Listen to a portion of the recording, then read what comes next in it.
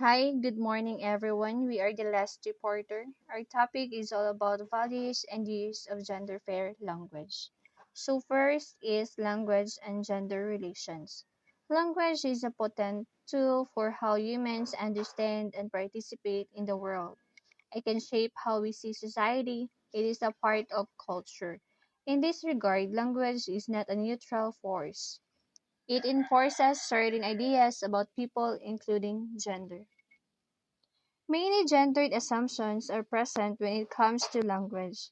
Language defines men and women differently as seen in common adjectives associated with these genders. Unequal relations can stem from statements that trivialize one gender's experience or perpetuate one gender's supremacy. It evaluates gender in so much as language trivializes or devalues certain characteristics. So next is gender fair language. Our language and society reflects one another.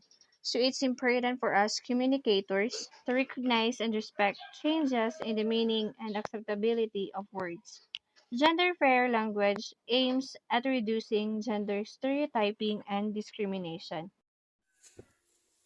So, the learning objectives of our topic is identify the ways language discriminates against women, state forms of discrimination in language, and explain how gender fair language can be realized. So, there are two principal strategies have been employed to make languages gender fair and to treat women and men symmetrically. One, there is neutralization. Neutralization is achieved, for example, by replacing male masculine forms, which is policeman, with gender unmarked forms, which is police officer. So, in cases where the gender is unknown or indeterminate, or in languages where the traditional norm is to use a male pronoun to refer all genders, instead neutral pronoun atong gamiton. So example there is using plural nouns. Traditional is the lawyer uses his brief to guide him, and instead of the lawyers use their briefs to guide them. So ang his gilisda na to there. Another example is the architect uses his blueprint to guide him. Instead of the architect uses the blueprint as a guide. Di ba? Niwala na to ang his o ang him. Second is feminization. So, feminization is relies on the use of feminine forms to make females' reference visible. Example there is using Miss instead of Mrs. Traditional Mrs. de la Cruz instead of Miss de la Cruz. Another example is using a married woman's first name instead of her husband's. Mrs. Juan de la Cruz instead of Miss Maria Santos de la Cruz. What is sexism and language? Sexism and language, it is the use of language which devalues members of one sex, almost invariably women, and thus fosters gender inequality.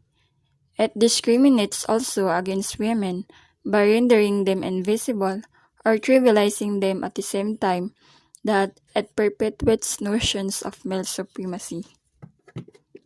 One of the example of sexism in language is the generic use of the masculine gender by a speaker, like he, his, and him, to refer to an unspecific person. The cover of a publication depicting men only. The making of a woman by the masculine term for her profession. Why should it be addressed? Language matter because they make people visible or invisible and recognize or demand their contribution to society. Our language shapes our thought and the way we think influences our actions. Gender blind or discriminatory language reinforces success, attitudes, and behavior. How to prevent it? Use both the feminine and the masculine when addressing a mixed audience. Review public communication to make sure it uses gender sensitive language and imagery. Produce manuals on gender sensitive communication for different audiences. That's all. Thank you. Hi, good morning everyone. So let's proceed to the concern about mirror words. So language articulates consciousness. It not only orders us through, but from infancy, we learn to use language. So since bata pa lang daw ta, diri ta nagsugod maka-learn og gamit sa language because we have our way of expression, way of expressing or addressing our basic needs in life. And later on, pagadako na ta, kabalo na ta mo speak out sa language, and kaya na nato i-address atong emotions, atong feelings towards other people. Okay, so next is language reflects culture. So it encodes and transmits cultural meanings and values in our society. The language that we speak influences our cultural identities and our social realities. So an example, if makakita tag mga people or person in our environment speaking Binukid language, so ang mag-reflect sa atong uto kay they are Lumad people from Bukidnon or Mindanao. So next, language affects socialization. So social inequity reflected in language can thus powerfully affect a child's later behavior and belief. If a child is exposed to gubot, sige rag-away og unhealthy family or environment, maka-affect na siya sa child's later behavior and attitude. So naay possibility nga mas prone siya gubot kay syempre mauman ang iyahang naandan. Maunang it is very important nga if naay mga sensitive topics no, i-avoid ginato ang nga ma-expose ang mga bata since layo ra kaayo silang level of perception or understanding compared sa atua. Kay abi nila nga sakto since gibuhat og nakita tapos gistorya man sa ubang tao. Sexist language is a tool that reinforces unequal gender relation through sex rule, stereotype, microaggression, and sexual harassment. Language can be used to abuse, such as in the case of sexual harassment, or to perpetuate stereotypes. The use of sexual language has far-reaching consequences on both individuals and society as a whole. On an individual level, it can negatively affect self-esteem, confidence, and well-being, and leading to diminished aspirations and limited opportunities for personal growth. Example of gender bias: lalaki ragid ka angay magtrabaho dili ang mga babae. Number 2, ang lalaki mas bright kaysa mga babae. This statement reinforces stereotypes and gender biases, marginalizing and limiting the rules and abilities of individuals based on their gender. It is important to promote gender equality and challenge such sexist language to create a more inclusive and fair society. Invisibilization of women. The invisibilization of women is rooted in the assumption that men are dominant and are the norm of the fullness of humanity, and women do not exist. Some obvious examples of human invisibilization in language are the following. Number one is generic use of masculine pronouns or the use of masculine in general.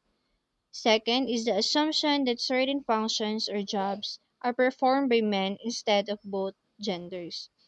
Third is use of male of job titles or terms ending in man to refer to functions that may be given to both genders. So next is trivialization of women. Trivialization is only language which makes something seem unimportant. Often, things related to women are trivialized through language that makes something sound small or cute.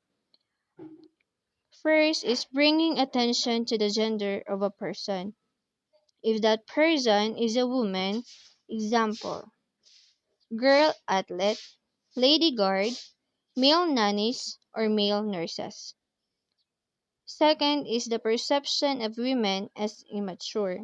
Example: women being labeled as darling or baby. Third is the objectification or likening to objects of women. Example: honey and chick. Fostering that lacks parallelism fosters unequal gender relations. The use of man and wife assumes that men are still men and women identities are subsumed and shifted into beings in a relation to their husband. This can happen in various ways, including gender stereotypes, unequal access to educational and resources, discrimination and harassment, and unequal pay gender-based violence. Fostering unequal gender relations is an action or behavior or social norm that reinforces gender inequality where one gender is given more power, opportunities, and privileges than other gender. Gender-fair language is language that avoids gender stereotypes and promote gender equality.